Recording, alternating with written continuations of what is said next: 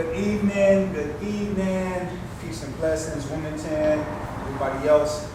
We're just going to start this evening out just by giving thanks and gratitude to every organizer, community member, leader, just human being, man, that's out there struggling intellectually, emotionally, physically to improve humanity.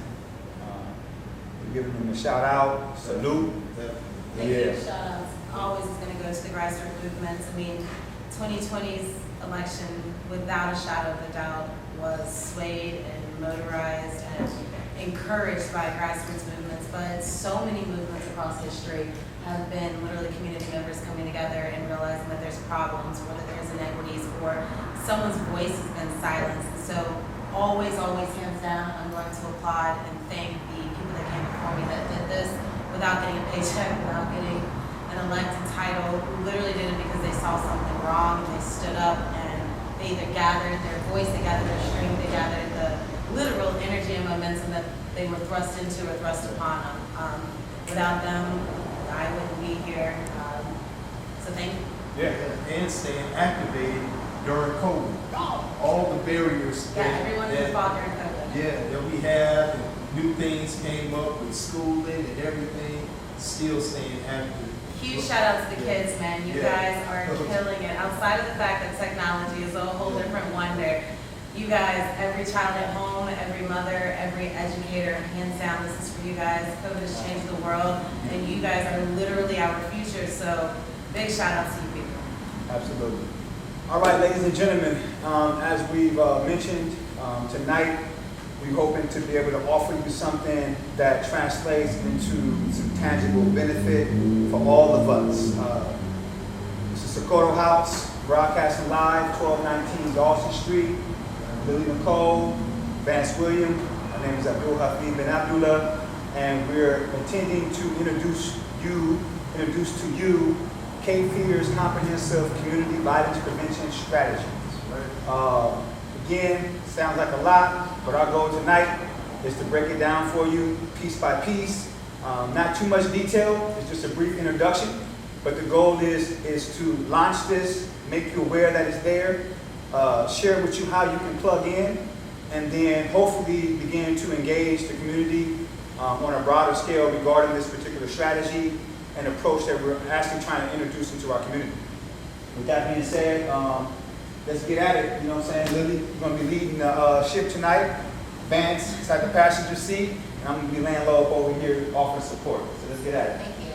We're going to do another round of introductions. Last Friday, when we introduced ourselves, I gave a little bit of my educational history and what verified me in the arts and the English aspect. I'm going to give my little bit of my community resume now. So like I said, after Hurricane Florence, I got motivated and activated in the community to go out and literally walk around the community, get to know it. I live on the north side, I worked on the north side, I fought on the north side. Fast forwarding it to George Floyd's situation, again, I'm on the north side. I went down there with my family and my friends and my fellow activists who were motivated for a cause, nationwide uprising, but also in our community members, our neighbors were going down there not only to raise awareness, but to be heard. So through that, the entire summer came where the community came together. We had businesses, we had organizations, we had actual youth coming together to join forces to not only raise awareness of what's happening nationally, but what was happening here in Wilmington, North Carolina. Working with my mentors throughout the last few months, we've come together to form this strategy. And like Bill said, this evening is just to break it down. We have about a 15 to 16 page slideshow. It's no pictures, it's no like the charts and stuff. It's literally bullet point information that we're going to casually get across to you guys. Not layman terms, we're not breaking it down like you guys don't get it, but we're breaking it down so it's relatable. It's taking public health words, public health knowledge, the what do I call them, scholarship words. We're making them every single day. Why does it even matter?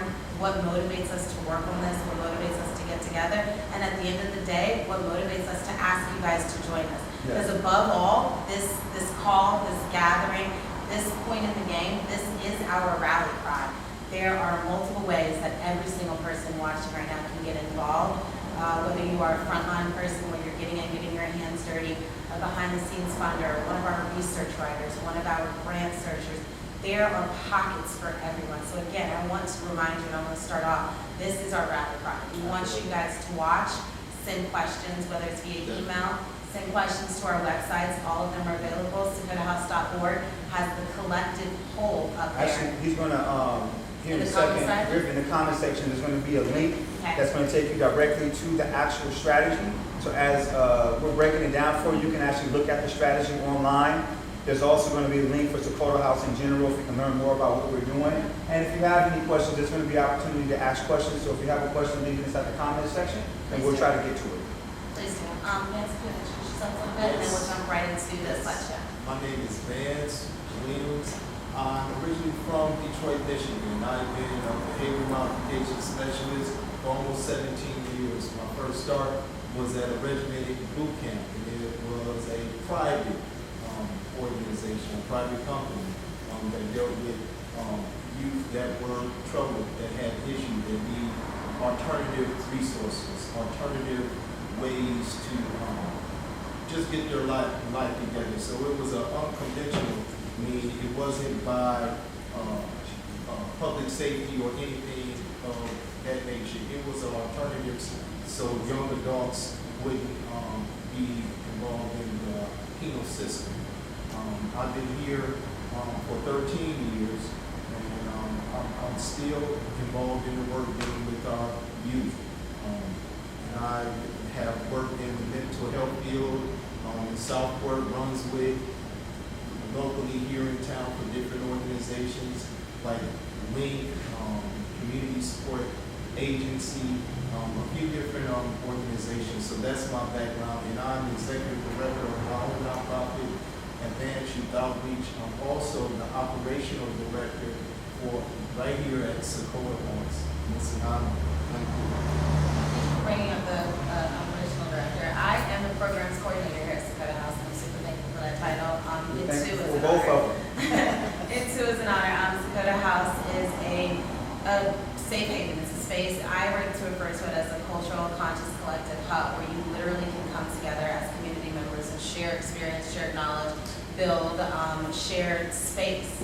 So on that, we're going to roll into our presentation. We spoke on Friday and introduced the topic of violence in general, and how it relates to racism and the public health sphere. So for starters, the question across the board is why talk about violence at all? And I'm going to introduce that with a quote from Paul Farmer, and he wrote Pathologies of Power. Structural violence, this is how it has come to be defined. Structural violence is one way of describing social arrangements that put individuals and populations in harm's way. The arrangements are structural because they are embedded in the political and economic organization of our social world, and they are violent because they cause injury to people. On Friday, we referenced a lot of different policies, plans, and things that are set up to hurt, we'll say hurt, a lot of our marginalized communities here in Wilmington, which is why the declaration of racism as a public health crisis was so important and so impactful in the first place, because it outlined, with our commissioner's own words, some of the things that have come to be seen as structural violence per this definition. So, Abdul, would you like to introduce the different forms of violence, and then we can hone in on which ones we chose and why? So there's multiple different designations for types of violence, and I think it's one of the subjects nationally that I think is going to need a lot more work and research for people to hash out. What we did inside of Multnomah County, Port Oregon, we identified 7 key models of violence, right, or areas of violence, situated within 2 forms: interpersonal violence and structural violence. Interpersonal violence is connected to things like community violence, domestic violence, self-inflicted violence, sexual violence. It's also ideology-based violence.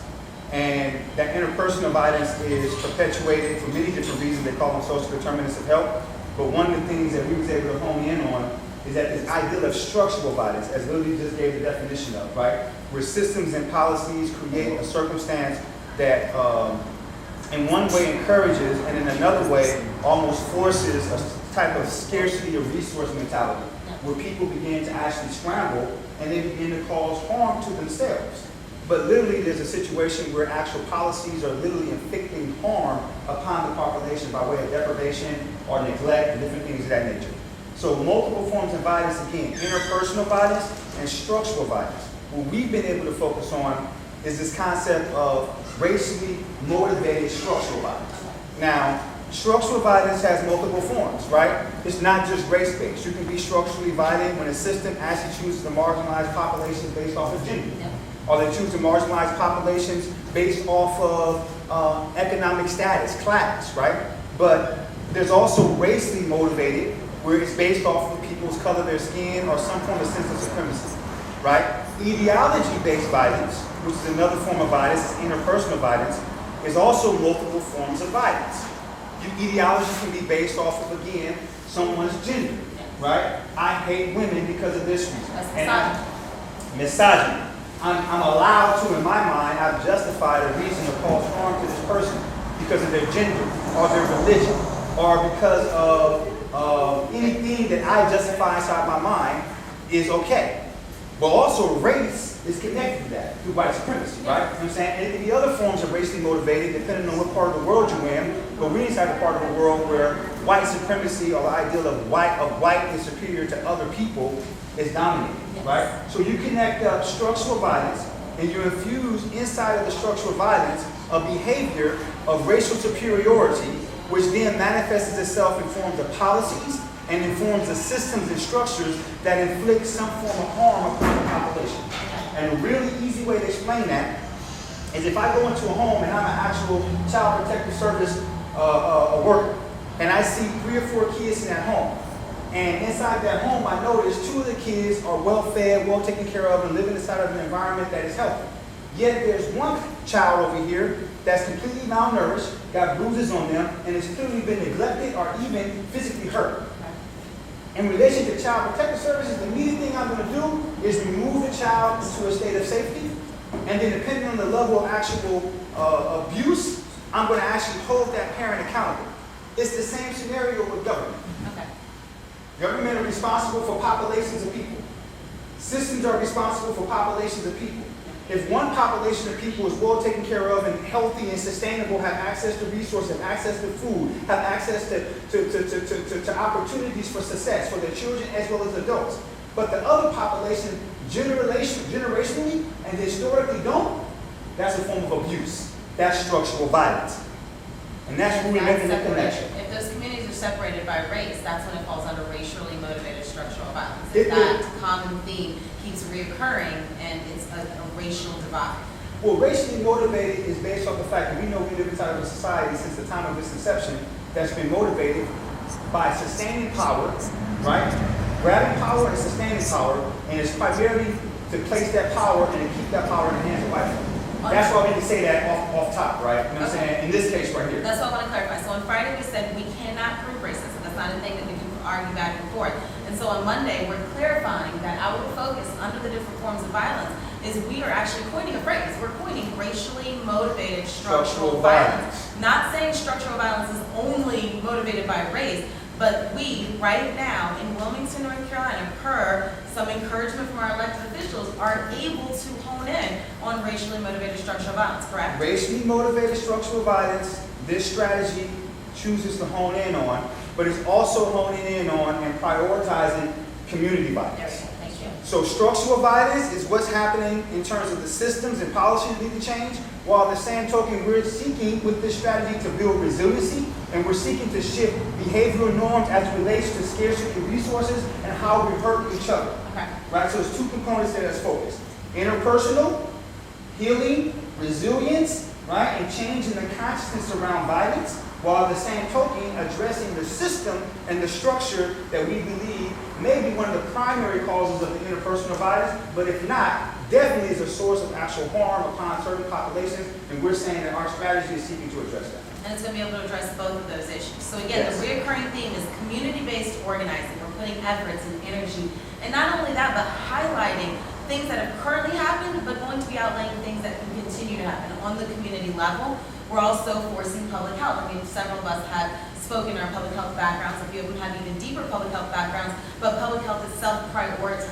And we tiptoed in on that on Friday. We'll go into further detail, but we're forcing public health, another reoccurring thing that we're going to constantly talk about, and then violence. specifically in this case, racially motivated structural violence, but also community violence. So Yes. we're tackling the theme, the concept of violence literally from within the system, racially motivated structural violence, which would address things like healthcare, redistricting of schools, the busing, things of that nature, things that policies, plans, procedures have either supported or neglected. And then we're also going to be focusing into community violence because we are community members, different pockets, different facets of Wilmington know our names and in different walks of life. But also, we're the community. We're the community we're advocating for, but also we believe the power belongs in the community. Yes. Again, like we protect us, we heal us, we educate us. So our focus will be community violence as well. Correct? Absolutely. We have to heal ourselves. Go ahead, bro. And also, this is a solution. It is not The the solution to all of our problems. We don't got no miracle for you that's going to one day pop up and just solve all the problems. All we're trying to do is position ourselves as a community members, to better actually address the most pressing issues in our community. And as Lily has said, and has been mentioned, us hurting ourselves, that has to stop. And we have to figure out a way how to help that stop.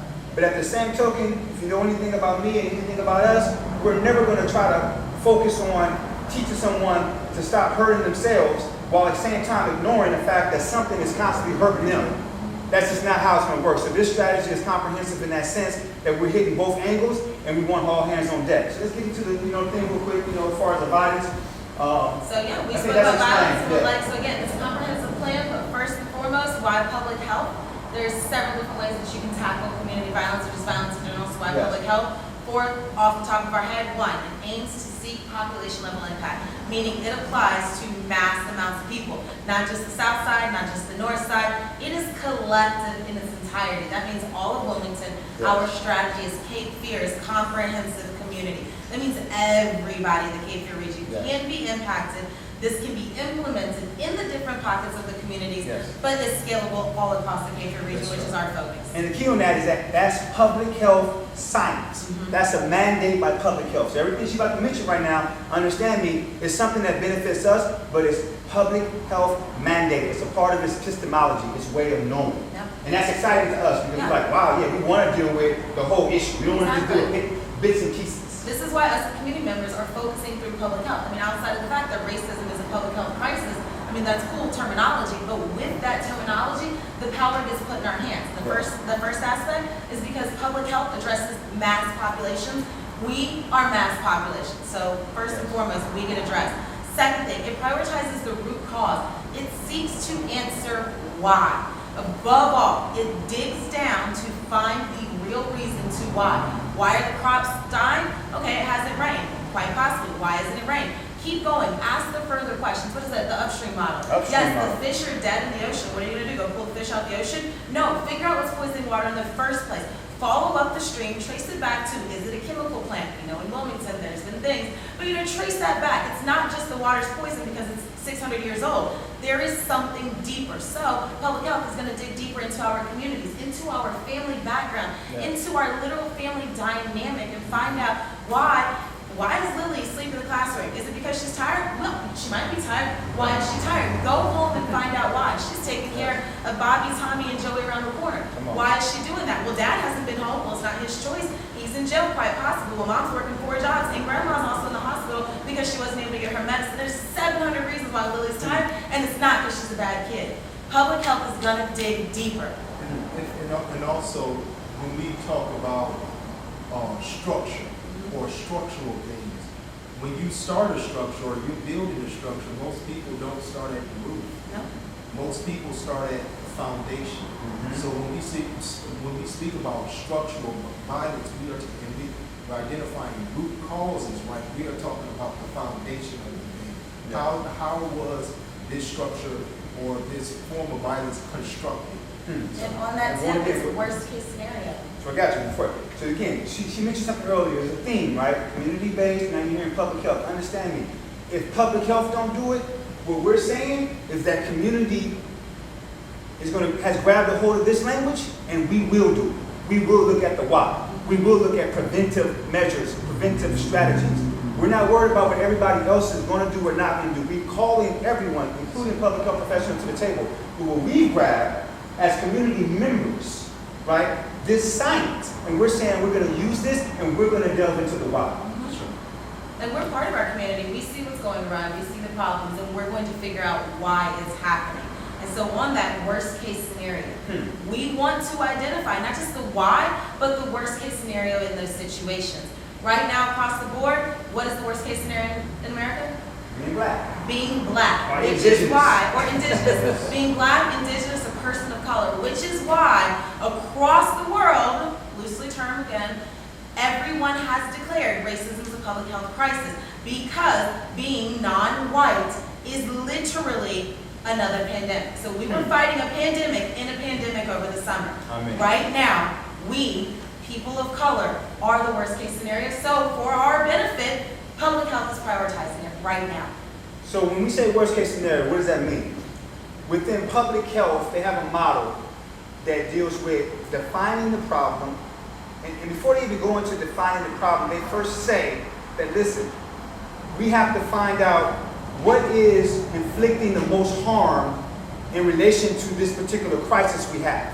They identify that, and then they say, okay, let's go in and define what that problem is, right? Let's evaluate the problem. Look at the actual risk and protective factors. What is strengthening, what is weakening the possibility for this crisis to exist? Once they evaluate it, right, then they go into actually developing a strategy at a very small scale. This is public health science, right? This is also how community members think at a certain level. They develop, right, a strategy. Then they test the strategy to make sure that it's worked. Fix the kinks. Fix the actual, you know what I'm saying, things need to be corrected. Once they have something that works, brothers and sisters, understand me, man, the next goal is to do what? Scale. They're going to scale. They're going to scale it within that population and then across other To populations. see if it's adaptable, if you do a slight shift and make sure that your plan, your implementation, your program not only affects, again, I'm going to make it like tangible to Wilmington. Not only is it going to help the south side, but you can take that, you can take it to the north side. You can take from the north side to the east side. You can make sure you hit all of the pockets and make sure each individual community is not only receiving the elevation that they need, but the attention that they need and the advocacy that they need. And when you think about this, and I'll wrap up this on this piece right here for this. This is an act of humanitarianism. This is a fight, a struggle for human rights. So we're not just looking to impact, you know, our immediate circumstance here. If we can, as a generation, man, like, you know what I'm saying, if we can come up with a solution, if you can help us come up with a solution that works here, right, and we get the proper support to measure it, right, and to be able to actually demonstrate and articulate the benefits of it, then this is something that maybe can help other populations, right? Like she mentioned, from one side to the next side, north side, south side, Cape Fear, maybe from here to Leland, right? Yeah, You know what I'm saying? take it to Bassett, go But over the the point is, bridges. the public health model, this is the piece, we're going back, why public health, right? Inherently in that, that's a tool that community members can do as much as they like with it. And they have the right to do it, and there's the structural support for it, whether, again, the professionals want to do it or not. Once we learn this language, once we educate our community with this language, then we can actually organize and mobilize.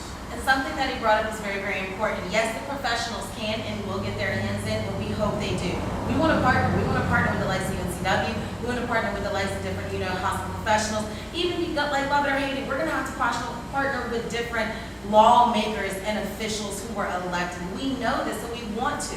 But whether they want to do anything with it or not, our community members that we're going to uplift and educate and potentially get paid can take this and run with it. So yeah, we do plan on starting in our towns, in our neighborhoods, in our south side, north side, east side, and that's where we want to start.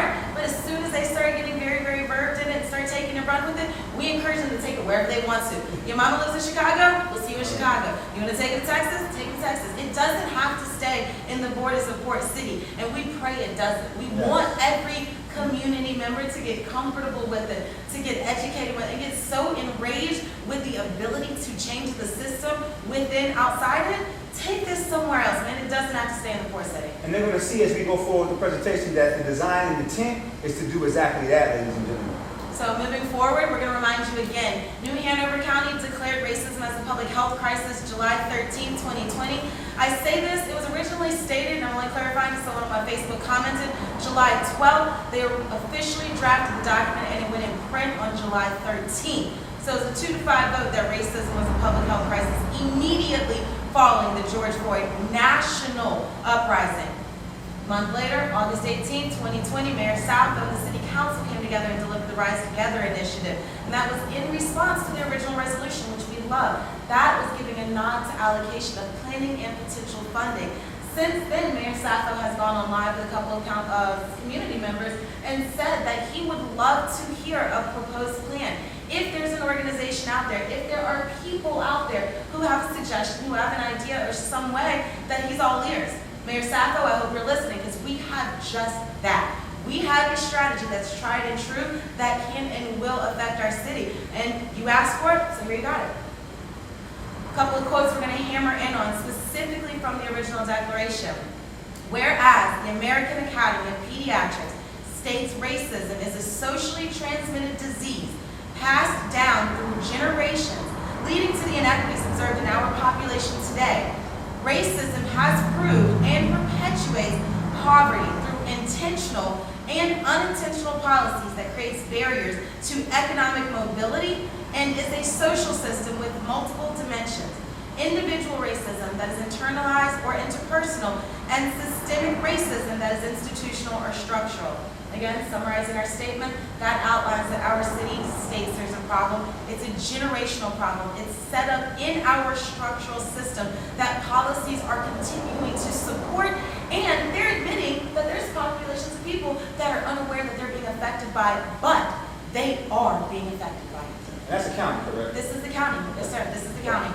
Following through, the city replies with them again a month later, August 18th of 2020. The city replies back with Mayor Sappho signing off on it. Institutions and events like slavery, the 1898 Wilmington Massacre, racial segregation, and the Wilmington 10 prosecutions cast a long shadow in our city's history. And within the 1898 Wilmington Race Riots Commission report published in 2006, it was found that the organizers of the overthrow took part in a documented conspiracy. The leaders, who were members of the Democratic white elite in Wilmington and New Hanover County, achieved their political goals through violence and intimidation. They acknowledged the residual challenges stemming from episodes of such great magnitude as these are still felt today in ways that go both noticed and unnoticed by many in our community. Again, I wrap that around to shed light on the events that just recently took place. There was an attempted coup. Wilmington survived a successful coup, and the city and Mayor Sappho states that we, individual communities, are still experiencing issues from not only that coup, but our insane racial past. A lot of people don't even notice it. Again, their words, it goes noticed and unnoticed by many in our community. That's not saying we are stupid or ignorant. It is saying we are literally blindfolded to what we are surviving because of our racial past, because of the injustices that have been covered and overlooked. And our city, on August 18th, came together and said, you know what? We did fuck up in the past.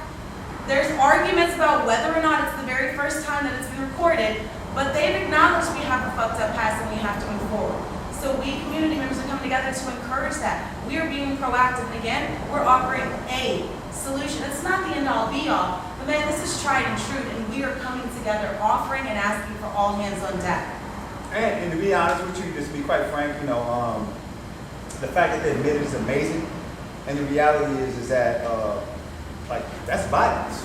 Racism, as named in the way that that's described, Structural racism is no different from somebody walking up to a person at the corner store and shooting them in the face. It's no different from a human being being left inside of a room and starved to death. It's no different from a human being being placed inside of an environment without any resources, left in the desert without any water, and then left there to dead. There's no difference. So for our public officials and for some of our executive level professionals out there, understand me, and I say this respectfully and I say this humbly, our objective in this strategy is to organize and mobilize, is to activate community members to be able to speak a language that's going to come and hold you accountable, because the reality is, you may have admitted it because of the George Floyd, episode across this country, but that which was happening has always been happening inside of our city, and many of you guys have actually secured lots of wealth and lots of actual professional advancements as a result of ignoring that.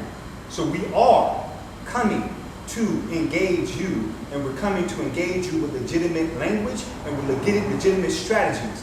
If you are not responsive, as a human being should be responsive, you also will be held accountable because that is violence and that is illegal. Violence is illegal. For the community members sitting around at home listening, and you may be on the fence about whether or not something was an act of violence or something may or may not make someone look bad. Think about the different policies that were enacted last minute and may not have gotten announced ahead of time. Think about the buses getting rezoned and funds getting taken out of schools. Think about what schools had art programs cut. Think about after-school availability. Think about your access to health care. Think about the bus routes getting moved and not informed properly. Think about hours of access getting shortened. Think about things like that may seem like small policy votes. Things that get added to city council last minute and brushed under the rug because it wasn't announced in advance. Things of that nature are all examples of structural violence because it's money and it's policies and it's programming constantly getting funded with numbers stacking up to show that this community is suffering. Numbers stacking up to show that these students are no longer engaged, that their test scores are falling because funding is getting taken out of it. Teachers aren't properly supported. All of those are examples of structural violence. It's numbers that stack up, and I bring up numbers because they are very important. They tell part of the story. Going in, we partnered with Cape Fear Collective. Kevin, thank you so much for your support, and we look very, very eagerly forward to working with you in the future. Some of the numbers that we have across the board, African Americans are only 17% of the population here in Wilmington, North Carolina. But disproportionately, our interactions with police officers, such as arrests and our incidences. And when we say incidences, we literally mean like being handcuffed, pulled over, harassed, taken out your car, patted down unnecessarily, and sent on the way with some stupid warning ticket. Incidences with the officers are astronomically disproportionate to the white population. In our report from Cape Fear Collective, they are anywhere from 39 to 52% of records filed by the police department. But we're only 17% of the population. Also, we will not relive the past or the mistakes of our ancestors. 1898 was defined and labeled after the fact. Right now, we're looking at our situation, and based upon our capacity, we're defining the issue. We're not going to wait till there's a situation and then it becomes part of history. We're defining the issue and we're coming up with a solution. Also, just to go with these numbers, we did additional research based upon just talking to community members and just interacting with different clients and different people that have came into Socorro House wanting help, wanting to change their life, but we also extended ourselves going into the community and also finding jobs for people. But we found out that there was barriers there, and it can be a barrier as far as association, and that association kind of engulfs you into a whole nother structure that you are basically powerless, and that is Division of Criminal Investigation. You are not even allowed due process. You're not even allowed to request a hearing automatically because you stay in a certain, being a young adult, you stay in a certain area. If you associate with somebody that is in a gang, you're automatically labeled and put on the list.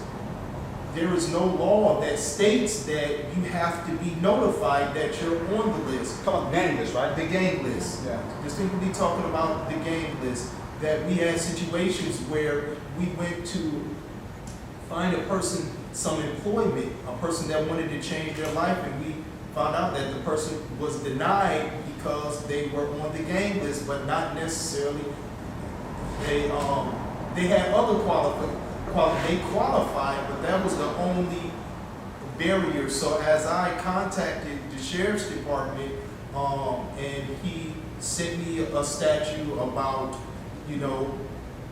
their regulations and what they're doing, I thought it was very biased and racially motivated that a person was denied due process and then the person vetting or the person qualifying a person to be on the gang list. As I probed and asked questions, I really didn't see any cultural competency there. If I stay in Houston more, if I stay in an impoverished area, if I stay in an area where people are limited on resources, 9 times out of 10, I'm going to associate with the people that are in my environment.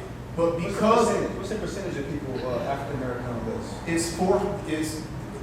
it's over 75% African American. The main ages is 20 to 25. Okay. The youngest person is 15. Okay. The oldest person is 60. Okay, you said something earlier, also interesting. You're saying that the determining factor is not that they've committed a crime, is what is it?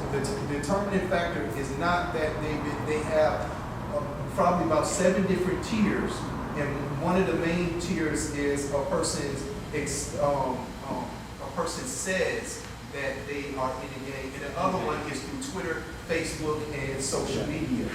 So if they don't talking about it. Yeah, they don't necessarily have to talk about it. They could be associated with somebody, standing near somebody with throwing up gang signs or something of It's that like calling nature. a picture or something. Calling a picture, a video, and it could also be music. Yeah. That's the new thing going around, being in a music video, Yeah. rapping a certain language and things of that nature, and that is automatically identified, and that's where you have cultural competencies. Yeah. You know, you're in a rap video and you're saying things and you're doing things, but you're automatically identified and labeled, but you're labeled by somebody that is not educated about the culture. And which is interesting because Vance, when we did that research, you brought it back to us, man, we was buzzing up in here. We both had that background, man. And Yes. there's a couple things that's there is that, and we'll go back into our talk, you know, we get off on one, but we got a presentation, we actually got a strategy for This you. is actually part of community-based story research. Like you said, you get the numbers and the data is important from And getting add here. more. But getting the story, getting the narrative, this is what helps us as community members have the ability to build that public health tool because we know the deeper story. We've asked the why, we know the cultural competencies. So this community-based participatory research. And we're going to talk about that here in a moment as part of the But these are strategy. good examples. But the connection I wanted to make to what Vance was saying, and then also excellent connection regarding the actual qualitative, meaning getting the details and delving deeper, right, which is excellent, is this. You have a population 15 years old up to what, 60 you said? 60 is the oldest. 60 years old was the oldest. And one of the criteria is that they don't have to have, or they haven't, it doesn't necessarily mean that they've actually committed a crime. Yes. That's very important because this particular list, we're talking about the criminalization of a whole generation. Yep. Right? You know what I'm saying? Whole This population. this is not new. This happened in multiple different other states around the country. We've seen a pattern. When you have this list is automatically the go-to list. Whenever there's an actual crime in the city, Yeah. Yes. they go to this list to see who's on this list, identify potential suspects. Keep in mind, these people haven't They committed a crime. we're at if the crime happened on like, XYZ street, they're gonna pull to this list and see who's They're nearby. just going to have a and list, talk. and they're going to know the people on the list, and have a profile on that people on the list, Yeah. right? Then, if you get arrested, keep in mind you haven't committed a crime, but if you get arrested for anything and you're on the actual gang list, it becomes a source of enhancement for more time in prison. Automatically Right? qualified. Because you're on that list. Because you're on that list. Keep in Because mind, you're on you that haven't list. been placed on the list, you know what I'm saying, for committing a crime. So just real quick, we're going to delve into that subject. That's something that's going to later become a very concerning matter that we want to bring to visibility. We're talking about the criminalization of a whole generation of people. Yes. You're putting them into prisons, and they're going to come home to 5 to 7 years. And when they come home, they're going to be untreated when it comes to violence and untreated when it comes to trauma. They're coming back home to us, and they're not going to have opportunity for jobs, and they're not going to be able to live outside the community because with a criminal background, you only can live certain places. So very excellent, extra research. We've done that. Wanted to bring that to visibility. But again, we've been talking about the problem, and we've highlighted that. Ladies and gentlemen, we have an actual solution for you. We want to present to you, and we hope we can get your support. This is going to be a general introduction of a particular model that we are basing our strategy off of. Again, our strategy is called Cape Fear's Comprehensive Community Violence Prevention Strategy. In Wilmington, as In Wilmington, yes. As it relates to Wilmington, again, our immediate borders, Port City, Island, whatever you want to refer to it as, that's what we're focusing on. But this is just one solution that we're suggesting, and it's based off a particular model. Yeah. That model is striving to reduce youth violence everywhere. And the one that we're specifically focusing on, it took place in 4 different sites, there's 4 different demonstration sites. I'll let Abdul go into a little bit more detail, I'll do the scale. But 4 demonstration sites, Salinas, California, Boston, Massachusetts, Houston, Texas, and Portland, Oregon. Specifically, the 3 of us are focusing on what took place in Portland, Oregon, which is between 2011 and 2016, Yes. Multnomah County Health Department specifically, and what they not only gave, like churned out, but the processes that they used during their specific research. In the whole concept, it was a 2-year planning period, if I'm not mistaken, and a 3-year implementation period, and they had 3 main deliverables that they focused on. They had a multi-sector stakeholder coalition, which is something we want as well, and we will get. They also had 2 evidence-based curriculums. That was the forefront, I want to say, of their research and their strategy. And they also used an increased understanding of violence as it related to public health priority, which is, again, what was ideal to us, is putting the violence prevention at the forefront of what we're doing. But we are using community members rather than professionals. And then, of course, adding the stakeholder. We'll go into a little detail about our adaptation, but would you like to So elaborate? yeah, just real quick. So this model, again, we wanted to just understand that we're not coming out of nowhere. It's not a pie in the sky type scenario. I was blessed with the opportunity solely on timing and just the Most High to be inside of Portland, Oregon at a time where Strive, out of the Center for Disease Control and Prevention, launched a national initiative to advance violence as a public health crisis. That's the right? CDC working with you guys over in Portland, Working with Oregon. Multnomah County, right? And as she just described, that was the strategy for all 4 sites. Multnomah County added a couple of different components to it, which we're going to learn about. Community-based participatory research, as well as the community health worker model, right? It also included a lot about toxic stress and community trauma, although they didn't measure it. But out of the 5, which you will hear later, the 5 that's available to us in terms of programs and curriculums, 4 of them are evidence-based programs and evidence-based curriculum. I mean, they're supported by evidence. The CDC recognizes them in all major institutions across the country in relation to public health. Published documents, correct? Published documents, but not you can find. Not just published, but published based off of what they did and go. demonstrating to you the research of how they was effective. That's what evidence-based means. Now, I was blessed with the opportunity to participate inside that particular model. What I've been able to do, and now with support of Lily and Vance and other individuals inside the actual city, when I came to Wilmington, North Carolina, I brought the model with me. When was this? In 2016, actually towards the end of 2016, going into 2017. So this concept has been in Wilmington for a little bit now. I got hired with Blue Ribbon Commission as a community outreach coordinator, and while I was hired with the Blue Ribbon Commission, I had the opportunity to work with Janet Jones Hall as well as Brian. I can't think of his last name for now, but my bad. But while we was there, yeah, shout out to you guys. While we was there, the Blue Ribbon Commission already had some components that were similar to the Strive model. Literally, I worked with Janet, and we infused everything we could from the model I have, not everything, but the key components, the community health worker model, through their community outreach advocate model, the community council dealing with the stakeholders model, and the youth leadership council, which actually dealt with the youth empowerment solution model that we're going to actually talk about today. I was able to give them components of that, help to stimulate what they was doing, help to bring on partnerships with the state health department, with the hospital, help them with the community council, dealing with the actual health assessment on the north side, community participatory research. We did some things there, right? I went off and kind of left and did my own thing.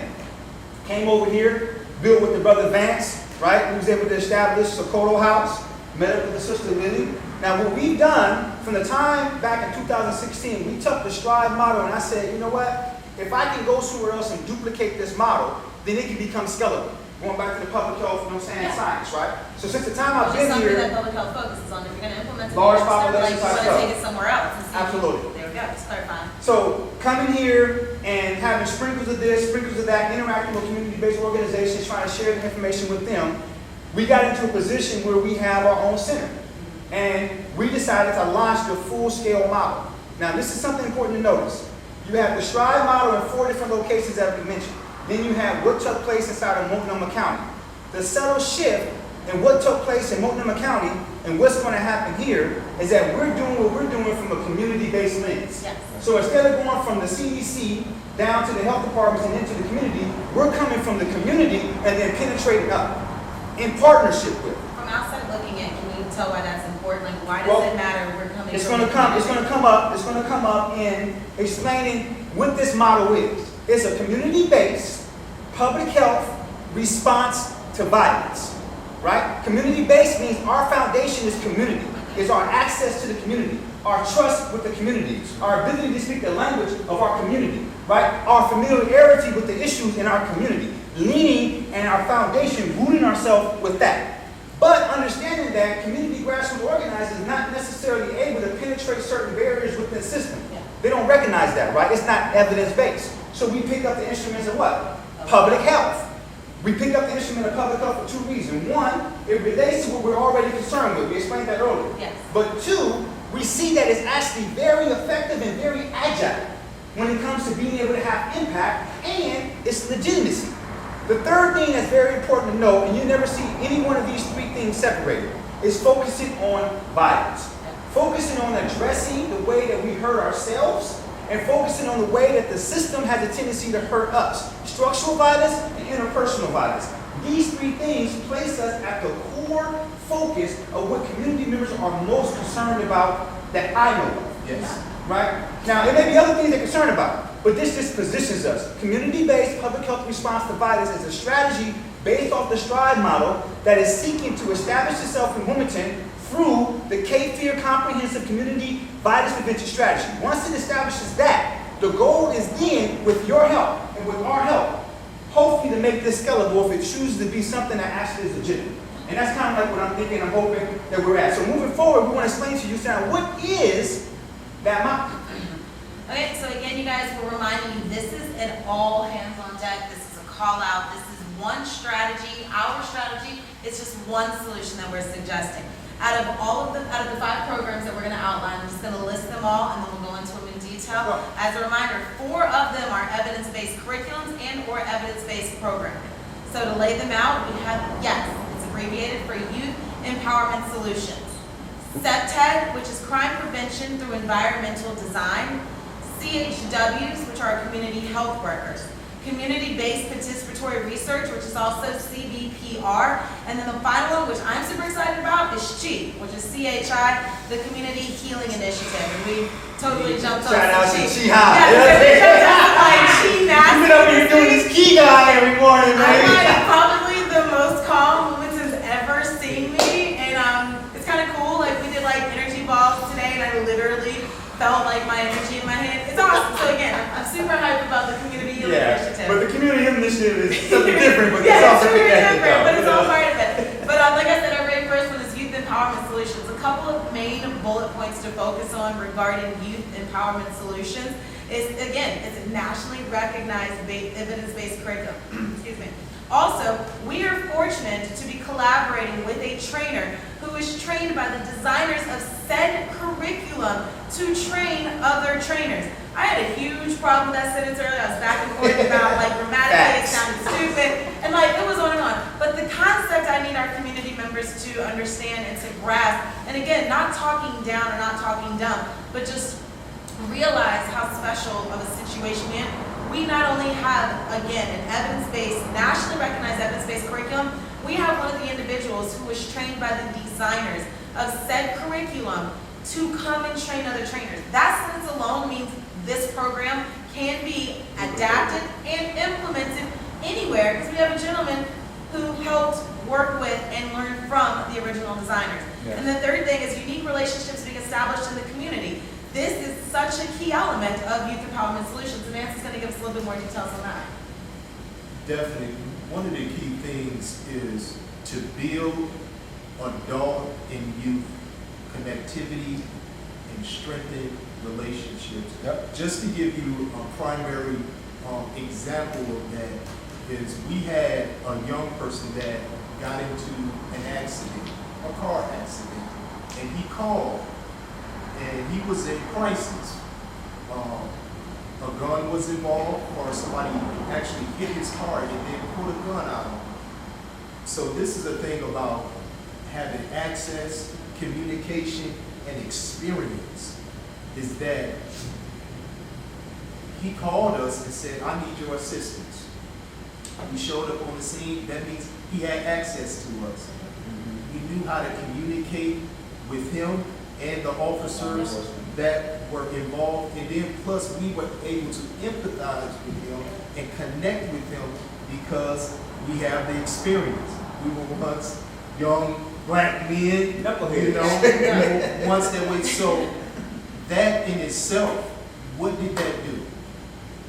First, we educated him on how to interact with the officers. In crisis. In crisis. Then we prevented him from escalating a situation because he felt he was a victim. He was a victim. And then there was definitely some intervention there. But it all stemmed from access, communication, and our experience. We also, during the summertime, had our youth. And it was a beautiful program. But one thing that we taught was self-awareness and community awareness. And this is an internal and external thing. When they first came to the program, one thing that we implemented, and this goes to the internal, was a needs assessment. Strength assessment. What are your strengths? What are your weaknesses? What are you good at? What are you passionate about? So once we were able to identify those things, those are internal things. Now here comes the external things. How do we use your skills, your talents, your abilities, and what you are passionate about in the community? How do we make a difference in the community?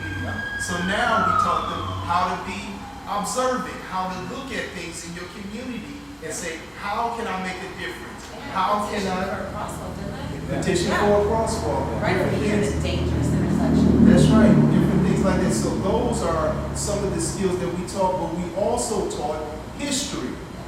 A lot of times, you know, without positive images or without the right information, sometimes you just don't see how brilliant you are. You just don't see how innovative and how creative you are. So we had documentaries, we had people come in and speak to them. So it was history, but it was also, these are the, on a present level, these are the things that you can do. These are the things that you can implement. So we had at least about, probably about 30 different sessions that we taught. We even taught ecology.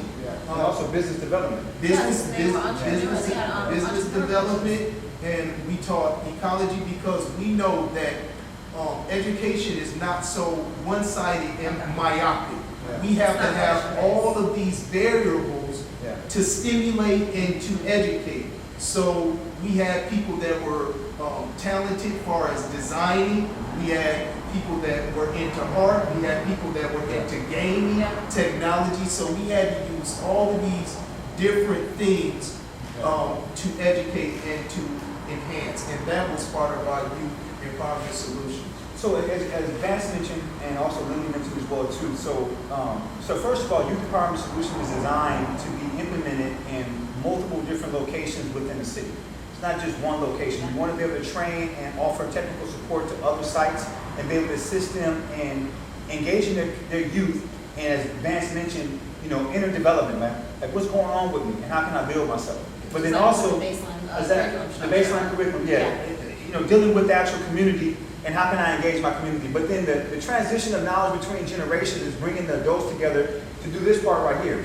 To be able to actually identify a project in their community, right, that's going to enhance and actually improve their community. So they're learning and then they're acting.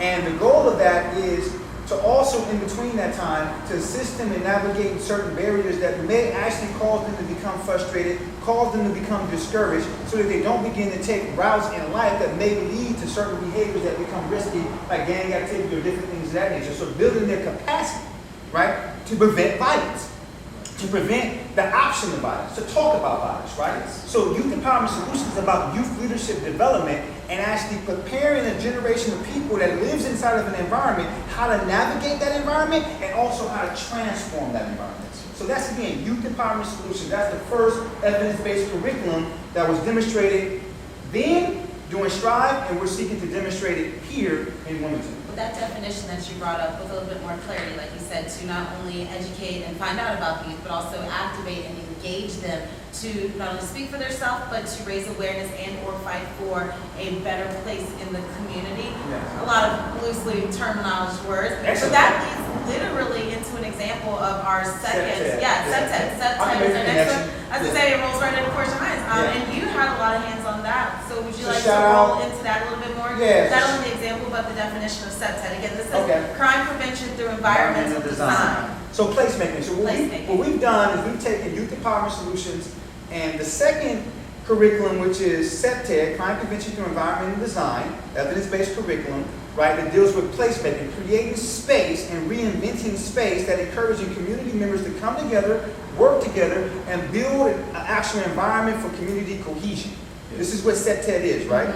Well, the youth, their community project is typically some type of CEPTED project. So we get to combine the two. You We get to combine the two, right? And that's kind of like the innovativeness that we're able to bring into the equation because we're doing our version. So violence is intersectional, but also healing is intersectional. It's not just take the kids out of it and then go find a pretty space. We want the kids to help identify. We want all of this, again, to be community healing. Yes. Go door to door, interact with the neighbors, see what they have to say about it. An example of that is, again, shout out to Sister Brenda Galloway, man, prayers and love, you know what I'm saying, Love always. you. Like, serious talk, we love you, you know what I'm saying, supposed to be here tonight, you know what I'm saying, so we representing on your behalf. But again, going back to the Blue Ribbon Commission, right, so Youth Empowerment Solutions, the youth leaders led by Brenda Galloway, trained by myself, back in, I think, 2017, went out, engaged, supported also by Evelyn Bryant, and the mayor, too. The mayor was on board to support that as well, too. I got to give him props. And Ms. Staff Bryant, folk, thank you guys again early on for something and supporting something that we're getting behind. We engage the youth, we have them assess themselves, we have them assess their community.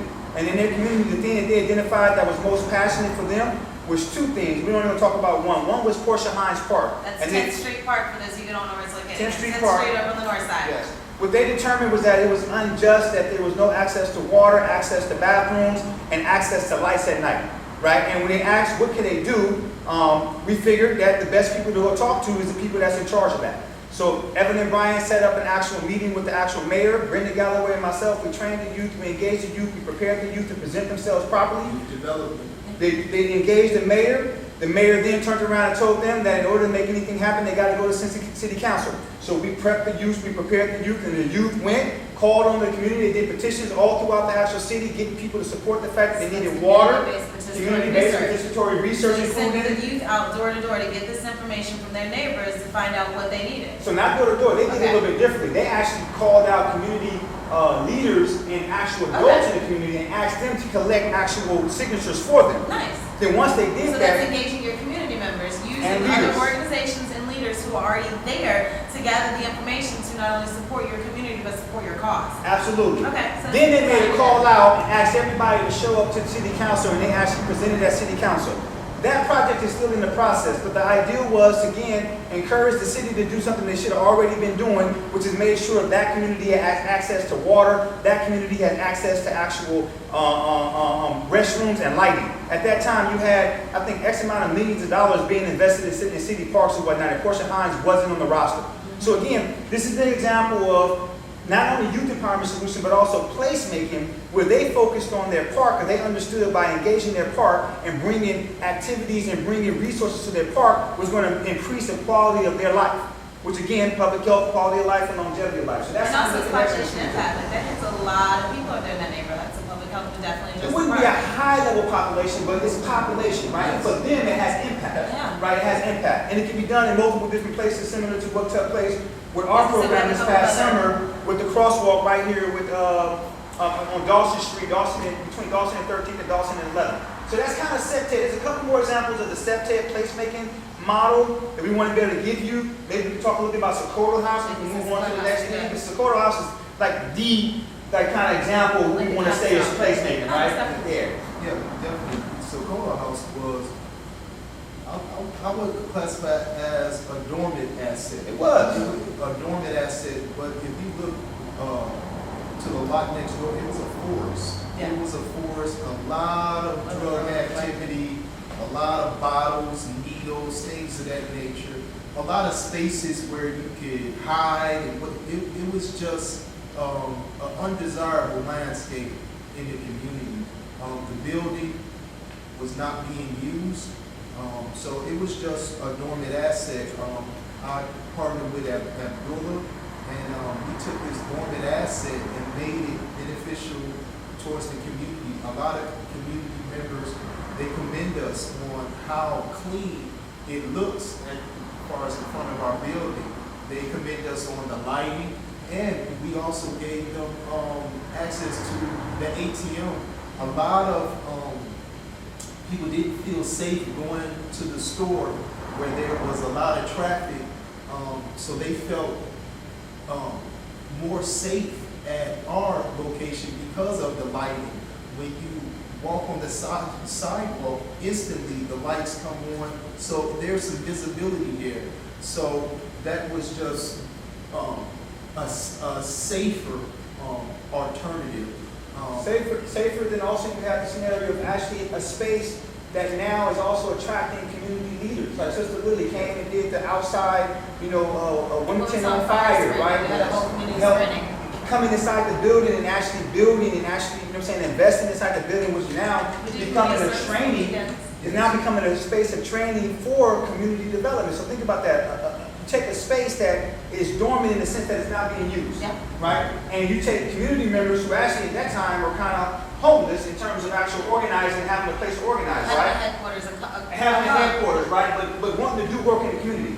So you take a dormant asset as an example of placement, and you infuse it with activated human beings. And then you begin to have an impact not only on your immediate physical environment with a community garden and access to an ATM and a kiosk outside, and now you've got ecology being talked about and help build organizations. But that's another thing as well too.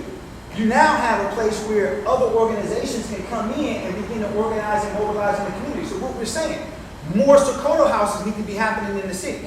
More community center where we can act, where human beings can come in and invest their time and energy to benefit their community needs to happen. That's placemaking.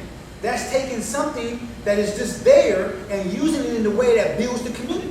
And this is something that is replicable here in Wilmington. Again, this is not something that we had someone donate to us. Like, we don't have a bunch of checks and money. Like, all of this is done by ourselves. Individuals in the community literally donating their free time, their energy, the things they've got in their backyard, things they're driving around in their truck. This is all put together and supported by community members. Can be done all across Wilmington, can be done across the bridge in Nebraska. We can take it to Onslow. Something like Sokoto House can be reproduced within time and just energy being invested.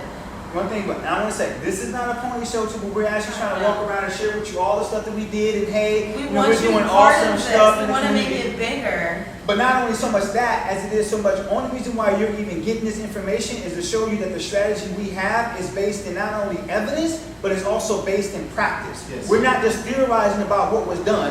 It's actually been happening since 2016 in a very dispersed type of way, and now it's been concentrated and manifested, and we're coming together calling on as many community members as possible, community organizations, politicians, to say, man, hey, listen, man, everything else aside, we see what our situation is. These are national models. How can we all get together to make it happen? That's kind of where we're at. Let's keep And pushing. so on that segue, like you said, community members, again, calling you guys out. The next thing we're going to talk about is community health workers. Literally, tried and true. They've got 30 to 40 years of existence and history. They've been trained in the system, outside of the system. They support the system. You want to call it what you want to call it? They are the bread and butter of the system. So what we're focusing on is elevating our community members, bringing them up from the community because they know their community inside and out, training them in violence prevention, giving them some fancy words, and making sure that they can talk to the people inside of the systems who think they aren't qualified. And be able to specify why that's important. I'm a community health worker. Compensate them. I'm a community health worker. When I was working with Strive, I didn't know I was a community health worker, but what I found out is that anyone in the community that's already helping their community, already actually providing services in their community and not being paid for it, is a community health worker. When he says anyone, that literally means anyone. If your grandmother is taking care of 7 kids after school because their mothers are working, she's a community health worker. If your aunt is literally doing bus shuttles and running and doing Band-Aid fixes after soccer games, she's a community health worker. If someone's advocating inside of your home to make sure you're getting the needs from the system, those are community health workers. Community health workers that, I'll give you an example. Right now, everybody's talking about, I'm going to go back into the community, everyone's talking about how much, violence we have in the community, how many shootings we have in the community. I'm going to tell you something. In thinking about public health, we look from an actual strength-based lens. I'm going to tell you to focus on how many lives have been saved in our community. How many guns have people convinced other people to put down, right? There's so much more good happening in our community than there is bad happening in our community, and we don't get visibility. The community health worker are those individuals in the community producing that good. What the community health worker model in violence prevention seeks to do is identify individuals in the community who already has trust, already has some familiarity with the actual complicated and sensitive subject of violence, activate them through professional training to then be able to mobilize and be a liaison between community-based organizations, governments, and otherwise to be able to access the community and help resolve these issues in our community. Yes. Right? The community health worker model in violence prevention is relatively new, dare we say. Right now there's national dialogues about making that profession a little bit more advanced and a little bit more widespread.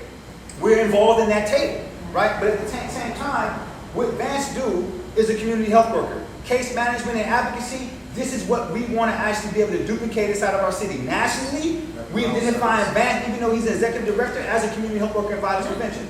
Lily, she's an educator, has an arts background, very creative in being able to engage populations. Part of the community health worker model that we're pushing is also population education, shifting the behavioral norms inside the community through creative ways of engaging them, art, theater, you know what I'm saying, trainings. She is a community health worker, pushing that particular model and advancing it nationally, but we're also pushing it here in Wilmington. I am a community health worker. Ladies and gentlemen, this particular curriculum, this particular programming coming from the CDC, now being pushed through a community-based lens, come from an individual who live and breathe the violence and the actual instability inside of our community. It's through that knowledge that I was able to step into the professional world, begin to actually understand and learn, grab a hold of some of these things, connect up with my peers, and now we present this. The community health worker model in violence prevention, we are trying to mobilize, right, a collective of individuals in our city, true equity, to be able to teach them language, professional language, so they can be educated to address their most pressing issues in partnership with the individuals who've been getting funded to address those issues. Keep your ears on that community health worker model, man, and violence prevention. And bringing this up to specify again, he said we're focusing on violence prevention and we are specialists in that. We've lived it, we've walked it, we've breathed it. This is just a reminder, there are multiple forms of violence. Yes. Yes, we're focusing on a couple of them, but even under the umbrella terms that we're focusing on, the community/interpersonal violence, there are different levels of violence individuals can have walked through and can have lived through that makes them a specialist. Again, those watching, those listening, those who are going to go do their research about the three of us, obviously we've walked through different walks of life. So a skeptic would be like, how can all three of you guys be a violence prevention specialist? Because as a reminder, there are multiple forms of violence. There are multiple forms of racially motivated structural violence. There are multiple forms of interpersonal community violence. We have either lived them, walked them, seen something of them. There are so many more out there, and our job is to elevate our community members to help tackle them. We're specialists in that field only because we're coming from the communities that we're talking to and we're represented. And that's what makes us key in that. We are just as close to it as you guys are, and we want to continue to identify others who are and help elevate them. Exactly. So the goal is to build. I'm giving you some key pieces again. Going back to public health, so I always want to make sure we educate the community on it, right? So it's two key things that the community health worker model that we're pushing to do. We deal with direct service and wraparound services by way of case management and family engagement, right? Community health workers going into the community, connecting with communities, finding out what's going on in their lives, how to support their family, how to support them with getting basic resources. But then there's also a population level education by way of actual trainings, curriculums, health promotion campaigns, shifting the norms inside of our community around how we think about violence, how we think about communicating and navigating in our community, whatnot. People who are trusted members of the community, not just us, but people that's in the community, right? People with names and people that actually have legitimacy in the community. Helping them be able to raise up more positive ways of behaving, right? That's that second component, right? Population education by way of health promotion. Then you have advocacy. You have engaging systems and making sure our voices are heard at these tables. Training community members to be able to have that voice there. Understand me, how this community health worker model works is this. You have a thing called the socio-ecological model. Look it up, socio-ecological model. It looks at the individual and how it interrelates and interdependently connects to the family, how it interrelates and interdependently connects to community, how it interrelates and interdependently connects to systems. Right? And then we think about also the overarching norms that governs the society as a whole. Remember, your norms for your society might be slightly different for someone else's, so we're specializing and focusing on your community. No, we're talking about overarching norms for this society, patriarchy, white supremacy, capitalism. We're talking about the overarching norms that overwhelm the whole society, the actual system, the community, the family, the individual. None of us can escape the social norms, the overarching norms that dominate our society. There's no escaping that. You know what I'm saying? We can try to, but really reality is it influences so much. The community health worker does this. I know we move and make sure we get back to the thing. It helps you, the community health workers then enters in through the individual. as Vance mentioned, right, he may have a youth that come to him, or Sister Lily may have a sister that come to him that's dealing with, you know what I'm saying, housing, and she's a single mom. Or he may deal with an individual that's dealing with a gang-related scenario. It's through that individual that you then begin to realize, once you do the investigation, right, once you begin to look at the root, that something else is going on with them in their family. Yes. Right? Now that community help worker can be engaged in an educational setting, it can be engaged inside of parole and probation, it can be engaged inside of housing authorities. But the point is, once you interact with that individual, then you begin to investigate, you begin to find there's a whole lot going on in the family. They call those social determinants of health. Yes. The things that factors that contribute to the actual lack of well-being or the actual contribution to well-being inside of the individual and their family. So you got the individual, you got the family, right? Once the person get in, the community health worker, this is what they do through the socio-ecological model. It goes from the individual to the family to the community. Now that family is surrounded by the community. In which ways is that community impacting that family? Is it benefiting, Right. is it helping, is it harming? Like, what is the connection there? Exactly. Then you start talking about in that community, well shoot, you got gentrification happening, people being displaced, you got food deserts happening, you have over-policing, right? You know what I'm saying? What happened? Unemployment happening. So now you have to say, okay, well, this community is impacting this family, that's impacting this individual. Well, what's impacting the community? Well, policies, right? So understand me, the community health worker cross-cuts through the different social ecological factors.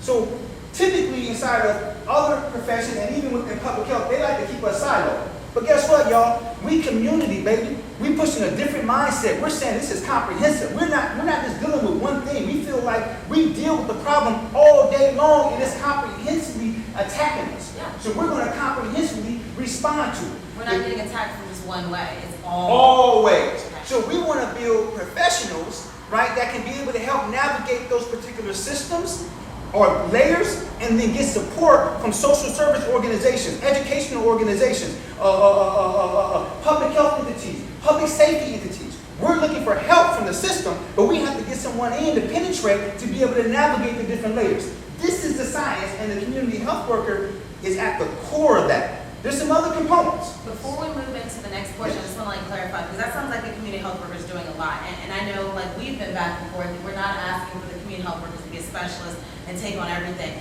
We're asking for them to be what exactly? Are they going to be like a jack of all trades? Are they going to be a specialist in advocating? Are they going to be a specialist in passing it off? Because it's a lot that it sounds like that they can do and will do. But what exactly are we asking or expecting or going to be enabling our community health workers to do? According to the profession, the community health worker is referred to as the first responder. They're on the scene. They see these. We're going to see the community. We're going to see the individual through the eyes of the community health worker. The community health worker takes their condition back to a team of support. That team of support looks like a wraparound service. If they need baseline services, then we connect them to community assets. Yes, excellent term. And if they need, now, some community health workers may remain on a case-managed basis, right, just interacting with the families. Of course. But an individual like yourself who has this natural inclination towards being charismatic and being able to teach, their lane may be health promotion. Okay. Their lane may be in the community, like engaged in the community, doing health promotion campaigns, increasing people's visibility around drinking water, breathing, right? You know what I'm saying? Talking about, you know what I'm saying, various campaigns to address violence in a certain type of way. Okay. But you also may have individuals that's advocating when it comes to policy decisions, executive level decisions. Okay. The reality is that every community health worker is going to be doing a little bit of all those. Because the work that you do when you go into the community, listen to me. One of the biggest problems we have right now is that people who are employed in the community that don't have connections to the community, it's easy for them to go in, focus on one thing, and ignore a whole lot of things. Yeah. It's Right? like And as a result of that, they're not effective. because it's a Band-Aid fix. They go in and they identify a problem. They're like, oh, I'm going to patch this, and everything around the town is burning. But we're going to fix this right here. It's a Band-Aid fix, and guess what? It's what they're being paid for. Yeah. They're being So- supported and paid to just Do fix a that, Band-Aid. right? So it's what they refer to as an actual linear type approach, and it's Okay. based on how they've been trained. So our goal is to train community members who are already inclined towards a more comprehensive way of navigating to find their lane.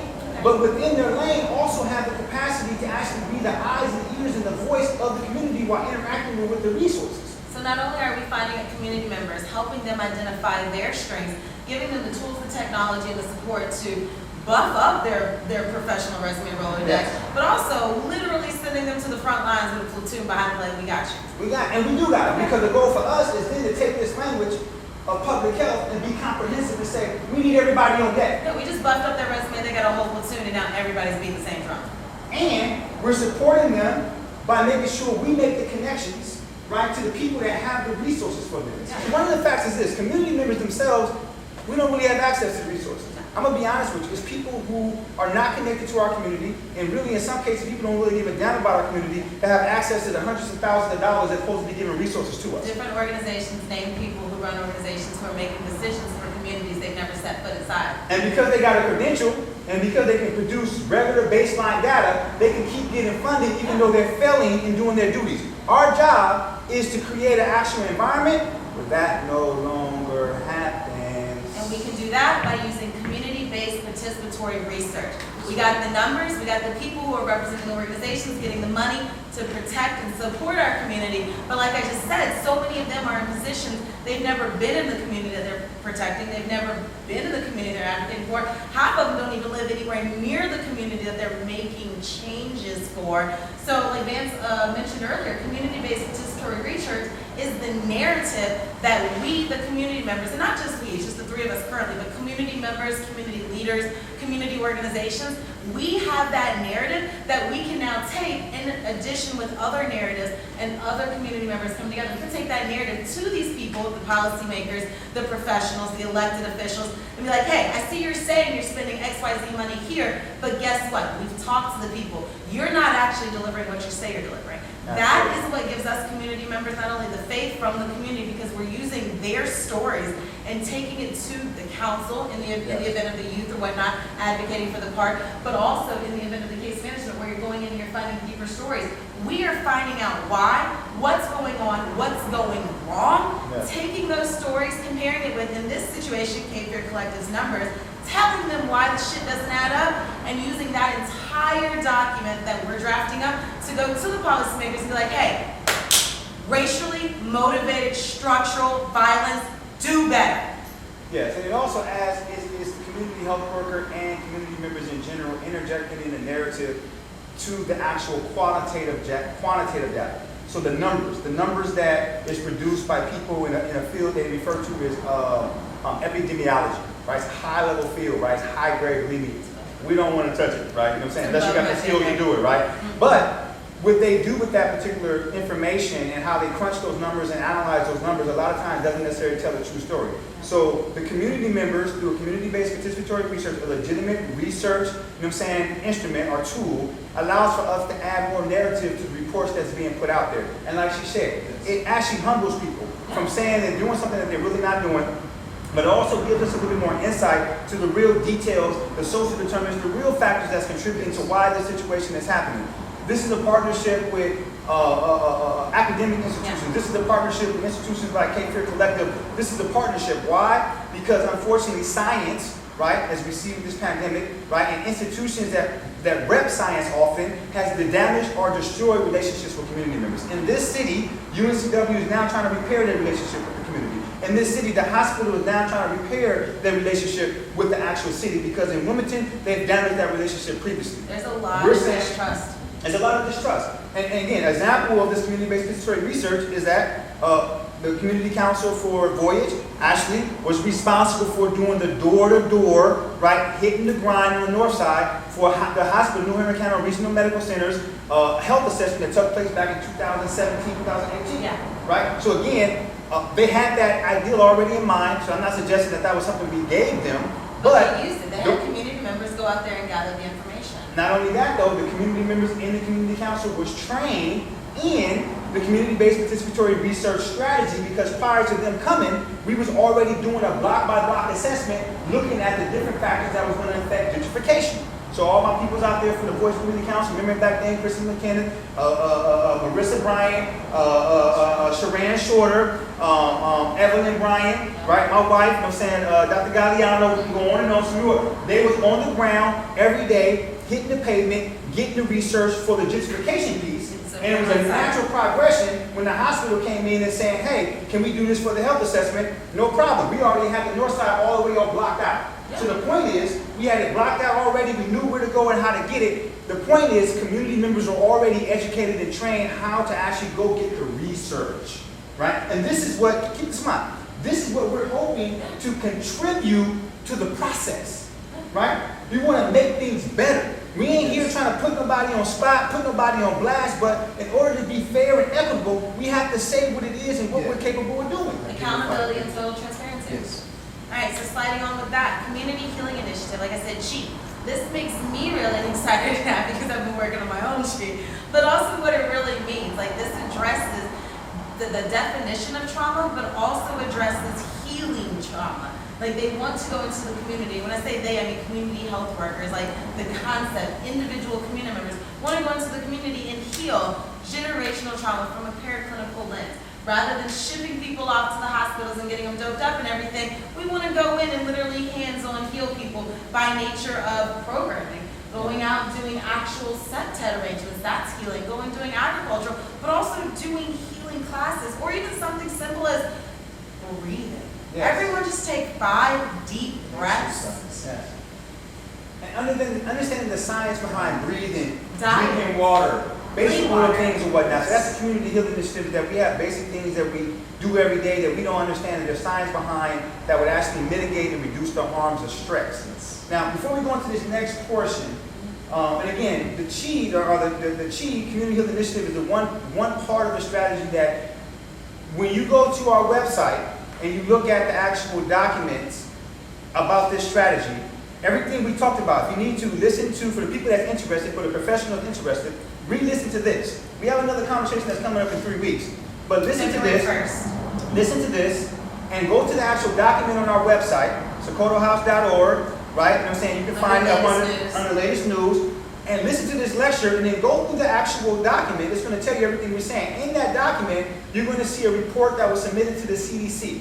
In that report that was submitted to the CDC, which is a final report on all the programming that we're talking about right now, the STRIDE final evaluation, you're going to see that although toxic stress and community trauma was mentioned, it's the only thing that wasn't measured out of the 4 deliverables for the STRIDE initiative that we're duplicating here. So again, that's that 5th one, right? Out of the 5, that's that one that not considered evidence-based program or evidence-based curriculum. But we plan to make it that because we understand the importance of building resiliency, the importance of actually, you know what I'm saying, building capacity with this out of our community and whatnot. So again, check the website and review this presentation over again because everything we've said in order is going to be addressed, right? And then we're going to go into our ask. We have an ask to you as community members. This is kind of like an ask and also just one of those, again, we're telling you what we're going to do. So our first year, we're calling it our prep phase. In the first 12 months, it's going to be our incubation/development period, where we plan to demonstrate the capacity of the principal coordinators, i.e. ourselves. Like our first and foremost goal is to demonstrate our own individual capacity, but also our collective capacity. We're going to implement sample demonstrations of the 2 evidence-based curriculums, meaning we're going to have a yes and we're going to have a set. We're going to implement them, research them, and employ them. They're going to happen, a minimum of 1 each. We're also going to recruit. Yes, I said minimum. minimum. Yeah, minimum of 1. Like, without a shadow of a doubt, a minimum. We've already got 1 of each plan and scale. We're starting to work with a lot of local artists to get the very first one up and running, so keep your eyes tuned. There's going to be some really cool things coming around. But also, we're going to recruit our multi-sector stakeholder coalition. Again, this is our all call out, our hands on deck. This is what we're talking to you guys right now. First and foremost, we need a multi-sector stakeholder coalition. This is for you guys listening at home. Rolling in. Hold on, for you that. The reverse. Understand, that piece right there, the multi-sector coalition is very important. Understand me, we're not driving and we're not solely responsible for implementing this. We need as many hands on deck. We want to create an environment where people have input into, okay, well here's yes and the septet happening here, but I know of another community center that can actually benefit from that. You know, we need some employment for those individuals. We know somebody that can actually get those youth employed to do what they do. Yes, if so, we can put the Youth Empowerment Solutions and the septet project into another part of the city. The goal is we need a team of individuals that can work with us and help drive this strategy. This is not something that belongs to Abdullah, belongs to Vance, or belongs to Lily. We're driving it, but we need this to belong to the community if it's going to be successful. That space is the space for community members, community-based organizations. That is a key, essential to this success of this strategy. Multi-sector stakeholder coalition solely depends on community buy-in and support. This is not our dream. This is not our goal by ourselves. The community has to be in it. Community community and multi-sector also includes the notion that it also includes professionals. So we're not just making it exclusive to community. We also including professionals inside the health field, professionals in public safety, and so forth and so forth. We're also not excluding the community. We don't want to just be a bunch of businesses. We want everyday people to be part of it as well. Make no mistakes, community will lead this initiative. Yeah. We're not signing away just because someone gave us a check. And then last and foremost, which is not the least, it is a two-part. We're going to develop a team of diverse professionals to not only support our research, but also to research funding. So you got to break it down that way. We're going to have a team of grant writers, and we're actually working on a program, hopefully building some partnerships. We're going to speak it into existence with some of our wonderful community members who have been showing up. It's going to launch into something larger in the community. But we need grant writers. We need people who know how to research and write grants to get some funding for this community-led thing. On that same hand, we've already started developing a team of researchers.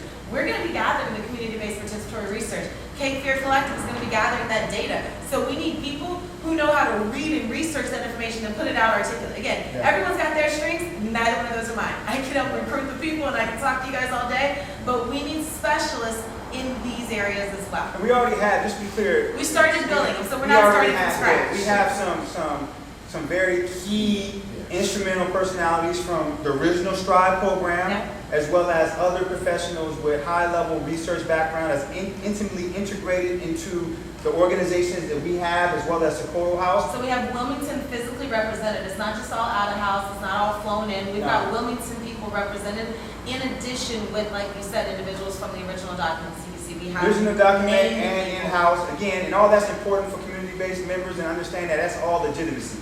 At the end of the day, you know what I'm saying, most people in our community gets ignored, most organizations get neglected because they don't have legitimacy or people question capacity. So you may be wondering why they spend so much time talking about this and why. Because what we experience is that there's many reasons why individuals behind the scenes decide to say that they don't want to support something. What we want to do is give everybody a clear opportunity and a chance to support this initiative because there's enough suffering going on for all of us to be able to contribute. So we want to make sure that we offer that by giving you the full context. So we have some researchers.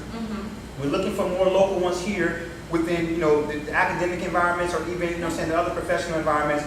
But just note that that particular team is also going to be balanced out with a hefty, very robust team of community members doing community participatory research. And I'd like to reiterate as politely as possible, we're not asking permission for this to take place across nobody's board. And this is for everyone listening, the community members, the organizers, the organizations, the elected officials, SACO, I pray you're listening. We are not asking for permission. We are telling you this is going to happen. We're just inviting you guys to come in and work with us and build because, like you said, there is more than enough suffering.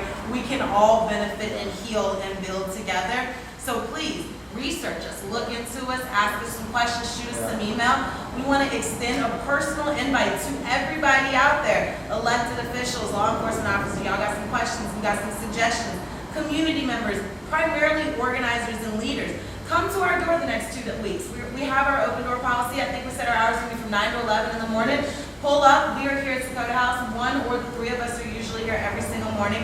But our hours of availability, and we're going to make sure we put this on the post as well, will be from 9 to 11. Specifically around this violence prevention strategy. Yes, if you want to talk to us on this, to get information, if you want to suggest, if you want to leap in, tie in. Come get some free coffee. Pick our brain. Free coffee during that time. We got Dakota House coffee being launched. So yeah, we have our own line of Dakota House coffee. It's going to be here. Get free coffee. Chop it up. The also thing too as well, I just want to say that, listen, on the website for Socorro House, there's a link, man. We've actually reached out to some individuals personally, people of influence, people of financial stability, right? In order for us to make this happen for the first year, we need to raise funds. Getting grants and stuff, things of that nature are going to be possible, but it may take a few months, and we're going to secure that. But we need some soft funds to make this happen. Right now, if you look on our website, Socorro House, the Garden, activities happening between these different organizations and whatnot, this is all by way of community support and community buy-in. We have not received any grants. We have not received, you know what I'm saying, any type of official support from systems. And I can't say that I've even asked. right? You know what I'm saying? That will happen with the grant team and things of that nature. But right now, come reach out to us, man. If you're somebody that, you know what I'm saying, is an angel investor and you want to be able to actually support something that may have some benefit to your community, reach out to us. We have a system set up, man. We're not trying to take your cash money. No. We can set up a system where we'll get at you at the particular time that we need it for a particular program, and we'll let you know what we're doing and report back to you what we've done with it.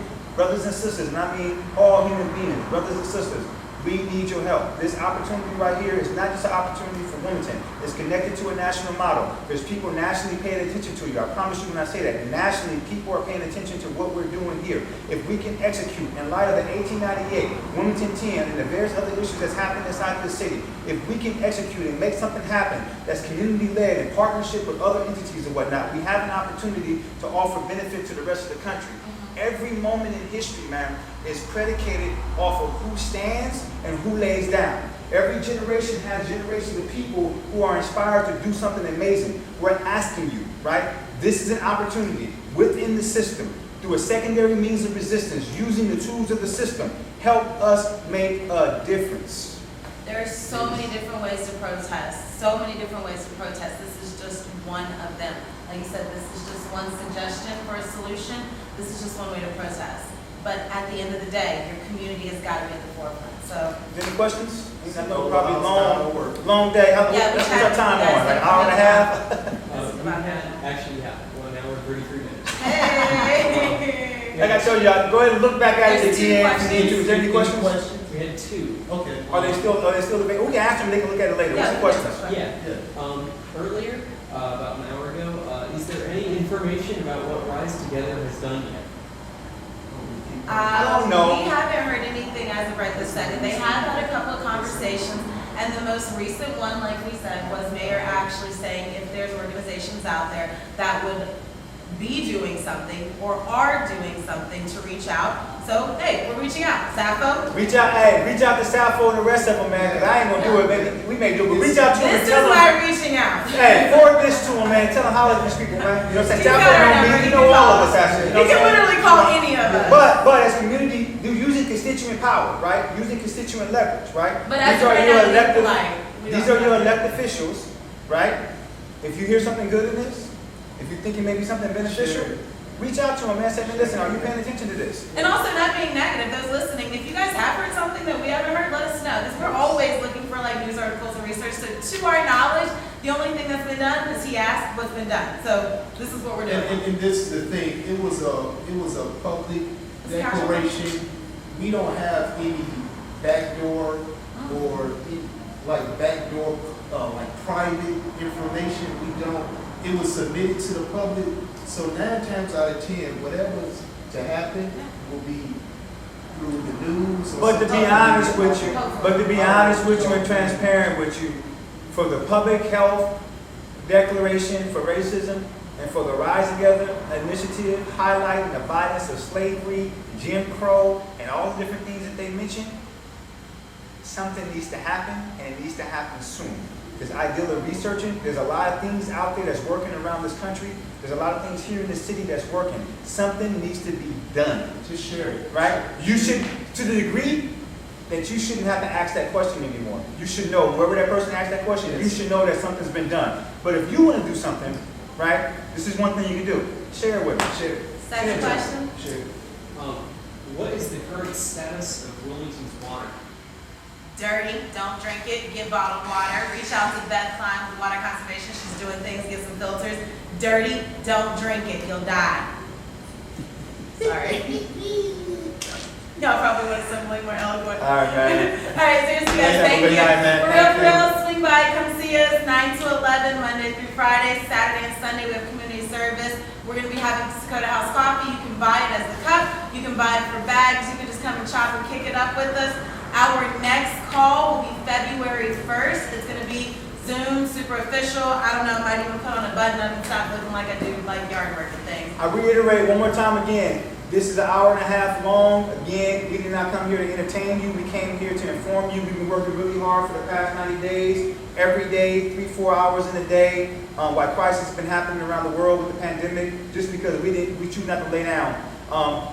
Listen to this again. Again, SoCodaHouse.org, up under the latest news. click on that particular link, you'll see the actual initiative. Listen to this and go through the initiative. Yeah. Other than that, we'll be making another announcement. I think February 1st, we're deciding to actually have RSVP only individuals to come in to actually get a detailed look at the actual strategy, go through all the documents, be able to ask any questions, delve into why we feeling like we're actually qualified to do this, delve into what does it look like on the ground to make this happen, delve into have you talk to this person or have you talk to that person. It's going to be an intimate dialogue. We're going to put the information in front of you and we're going to begin to actually grind it out, right? That's going to happen February 1st. We'll have more information for you. Again, I'll reiterate, go to the sites, scotohouse.org, pull up the latest news, listen to this again, and all of it will make sense, man. You guys have a blessed evening. Thank you again. Again, salute to all the soldiers locally and around the world, man, that's striving to do better for humanity. We need more of you. We love you. Peace and blessings. Thank you guys. See you soon.